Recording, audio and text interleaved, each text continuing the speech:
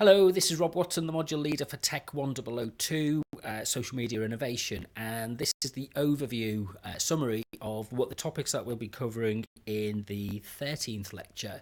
And the title this week is Media as Technology.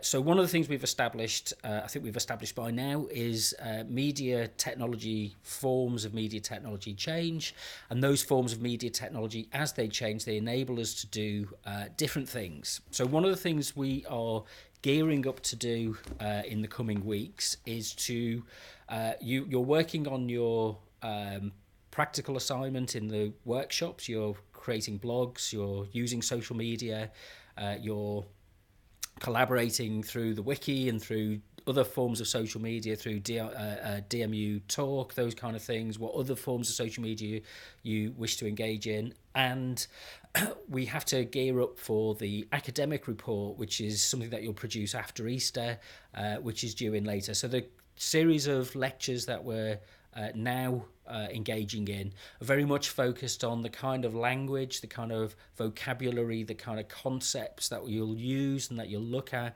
in terms of producing this report, and how this is based on some of the reading material that is has been made available and some of the recommended reading material that is also available. So what we want to think about is, I think it's a really important idea, is that we're making that change from thinking that media, if you like, just arrives with us, it lands in front of us, in our laps, in our hands, in our palms, and actually to thinking about media and the way that media is delivered to us as part of a process, as an ongoing process of social transformation and change, which is interconnected with lots of very different processes that also support and shape the way that media is understood. So the idea is that if we are producing content and media, we have to understand the processes by which media is formed and which media is created, and how we can innovate then. So if we understand the rules, if we understand the way that it works, we can then innovate and change and adapt. So what we'll do over the next few weeks is we'll look at some ideas and some issues to do with that changing pattern of social development through media, and what that means at some pretty fundamental levels actually as well. So we're thinking about media as a technology, but any technology, any form of media, it both allows us to do things, it has an affordance, and it also constrains us from doing things. So it has a constraint. And this is building on, this is what is written in the Jones and Hafner book, Understanding Digital Literacies.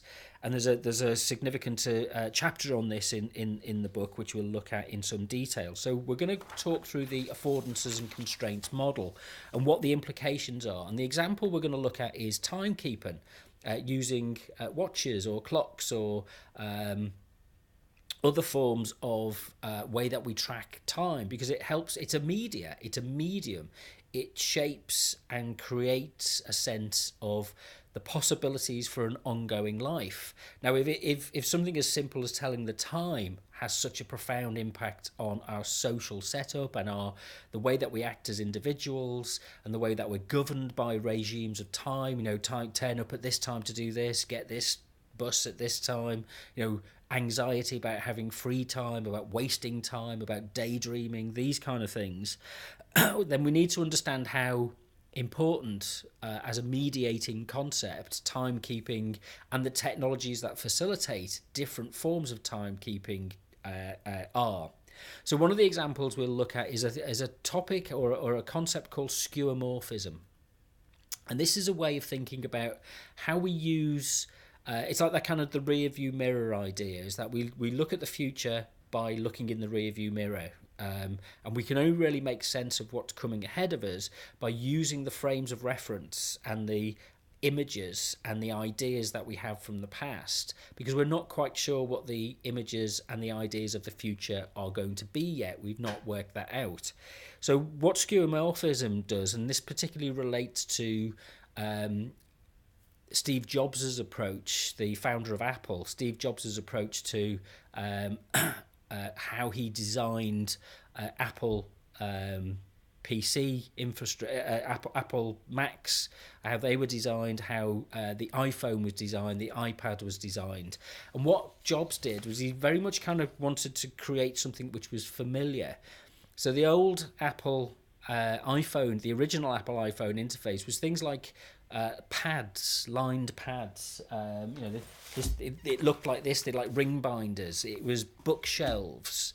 It was cushions, seats, leather seats, a leather desktop. It was what his argument was is that in order to take people into this futuristic world of computing, then you needed to give people something familiar reference point. And his model was, if you like, an executive jet.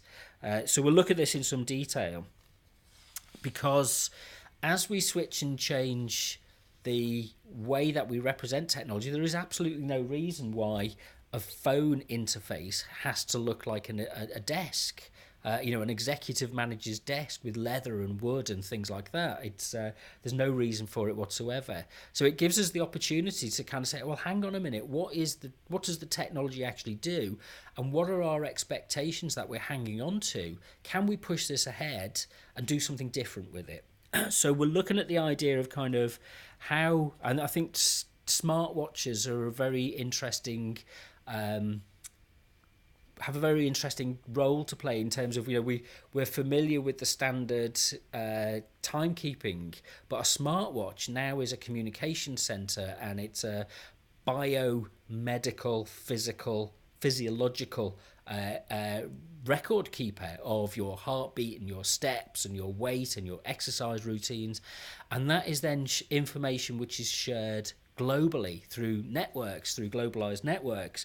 So it really shapes the nature of how we think about ourselves. Our sense of physicality is something that we can measure against other people. And there's a lot of discussion in health and exercise kind of magazines and journals and things about the idea that if you just if you just exercise to the Fitbit, if you exercise to the total number of steps, are you actually doing effective exercise? And there's an argument to say that actually what you're doing is you kind of just really sticking to a plan, and you're not getting the benefits of what the body can do, and you're not pushing yourself in different ways, or you're pushing yourself too far. You're not listening to the body. What you're doing is you're looking at is your heart beating fast?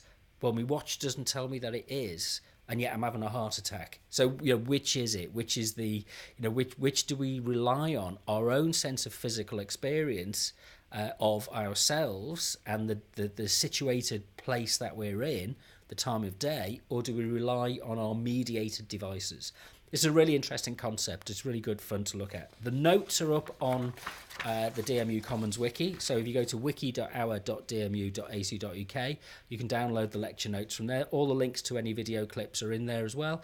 If you want to have a conversation about the topics that we're covering in this lecture, you can always use DMU Talk, which is talk.our.dmu.ac.uk. Just make sure you put it in the right category for what you want to talk about. If you want to create a new category, that's fine as well. A topic category. We want some conversation taking place at DMU Talk. So anyway, I'll see you soon at the lecture.